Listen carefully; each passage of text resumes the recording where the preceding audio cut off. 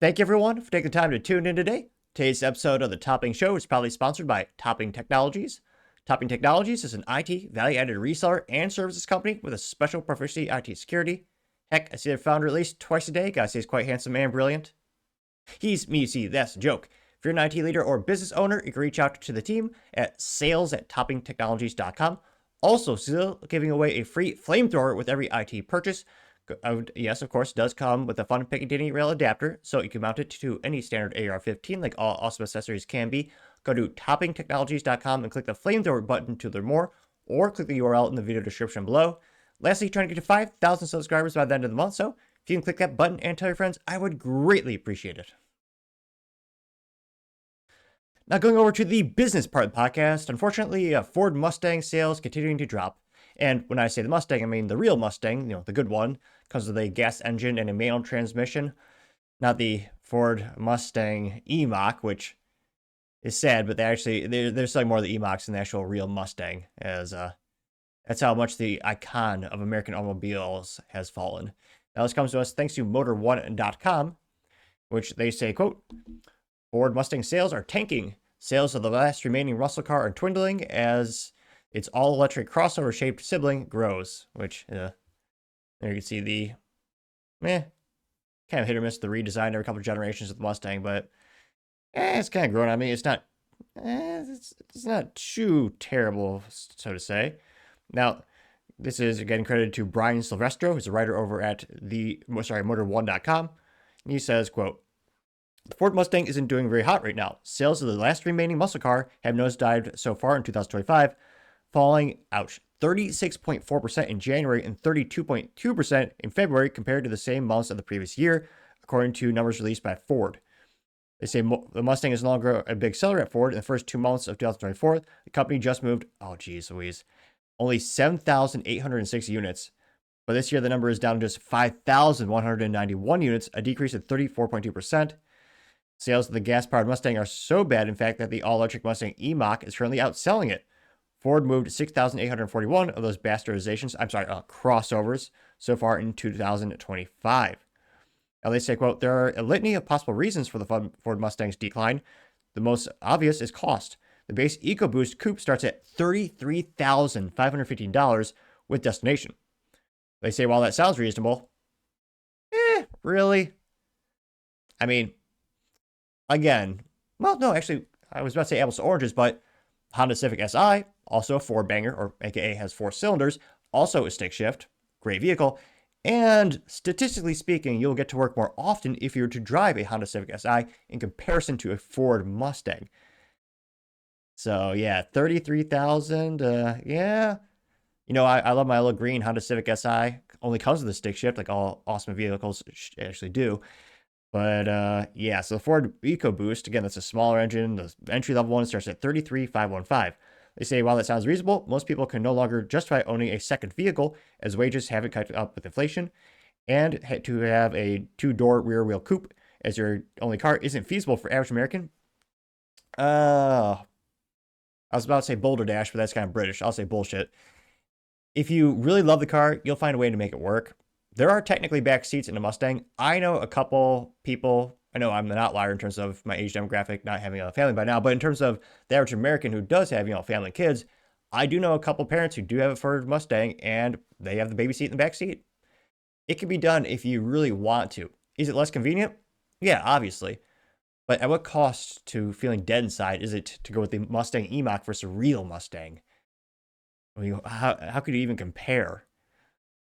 I mean, I'll never get rid of my coupe. I love my little Honda Civic Si. Now they say, quote, now here, we'll put the nice Mustang on the screen, I'm sorry. Oh, I should put a visual disclaimer warning. For a second, you can see the Ford Mustang E-Mach with its tricked out body panels or slightly upgraded package there. I'm sorry. There's too many pictures of them. I'll scroll down. I'm scrolling down. Don't worry. Okay, there we go. There's a nice Ford Mustang Cobra, which looks pretty darn good. They knocked it out of the park, performance and aesthetics wise. Now they say, quote, things get tougher if you want the V8, which I would argue most people would want that. The cheapest 8-cylinder trim, the GT Coupe, starts at $47,055 before extortion. I mean, sales tax registration fees. They say at that price, a Mustang has to fight with competition from the Nissan Z, the Toyota Supra, and the BMW Z4, which, I mean, the Nissan Z, let's be honest, that's not really competition. No one's buying a Nissan Z versus a Mustang. It's two very different buyers, two very different markets. I mean, the Nissan Z is cool if it didn't have a $30,000, $40,000 dealer markup. And I've seen one in the real world that wasn't at a dealership. I mean, the Nissan Z is unique in the fact that it's the only twin turbo V6 with a stick shift on the market these days, which is kind of sad as well. But I honestly don't think there's those type of sales are pulling away from the Mustang sales. I think it's just the general price point. Again, $47,055. Now they say, quote, then there's the weather. The drive points out that the U.S. has had an exceptionally cold first 2 months of the year. Low temperatures don't exactly tempt people to visit dealerships, nor do they entice customers to buy new cars or sports cars. Which, I mean, again, if you're really an enthusiast who's buying a Mustang, I mean, you're going to get to the dealership. It takes very little effort to take, I mean, you could even just take an Uber to get there if you don't want to drive another vehicle to get there. I don't think that's the main reason why people aren't buying Mustangs right now. It's not the weather. Now they say, quote, a return to the Shelby GT500 could be what makes the Mustang sales need to bounce back. Rumors of the next trim level coming for 2026 swirled earlier at what looked like a leaked document from the UAW revealed plans to produce a supercharged V8 called the Legend for the upcoming GT500. The rest of Ford's portfolio isn't doing much better. Sales of the Explorer and Expedition are down 25% and 34%, respectively. Sales of the Maverick, the E-Series van, and Transit vans are down year over year, too. I don't know if it's coincidence, but they did also increase the MSRP and the cost of the Maverick. It was selling like hotcakes when it originally came out, I think in part because of a very aggressive price point. They note that the F-Series lineup are up 17.3%, although sales of the F-150 Lightning, that little thing, are down 15.1%.